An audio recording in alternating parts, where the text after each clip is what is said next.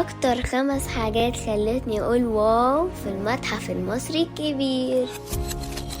المتحف المصري الكبير ده أكبر متحف في العالم، وعشان تشوفوا الكنوز اللي فيه محتاجين 3 أيام على الأقل.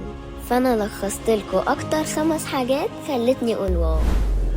تمثال رمسيس الثاني العملاق. أول ما دخلت المتحف لقيت تمثال ضخم بيبصلك بثقة كأنه لسه حاكم مصر. الموظف قال لنا إن وزنه أكتر من 80 طن وطوله 11 متر. اكتشفوه في 100 رهينة وفضل سنين كتيرة في ميدان باب الحديد. في سنة 2006 اتنقل للمتحف عشان يكون أول حاجة يستقبلها الزوار.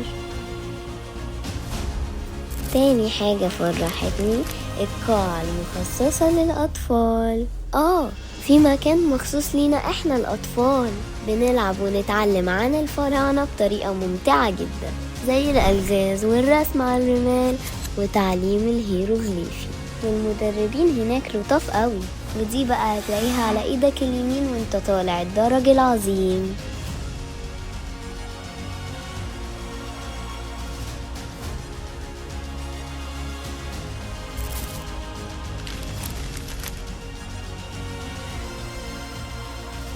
نسيت اقول لكم، المتحف يعتبر اول متحف ذكي في العالم. كل حاجة فيه بالتكنولوجيا، هتلاقي شاشات تفاعلية والعاب تعليمية وتطبيق AR هيخليك تشوف الموميا بتتحرك على الشاشة كأنها حقيقية. واوعى يفوتك قناع توت عنخ آمون الذهبي، اشهر واغلى قطعة اثرية في العالم كله. صحيح، ما تنسوش تاخدوا صورة مع الأهرامات اللي بتطل عليك من الشباك. المنظر خيالي وكل حاجة حوالينا تحكي حكاية مصر القديمة. لو لسه ما روحتش لازم تروح، لأنك فعلا هتقول واو من أول دقيقة، وهتعيش مغامرة ولا في الخيال.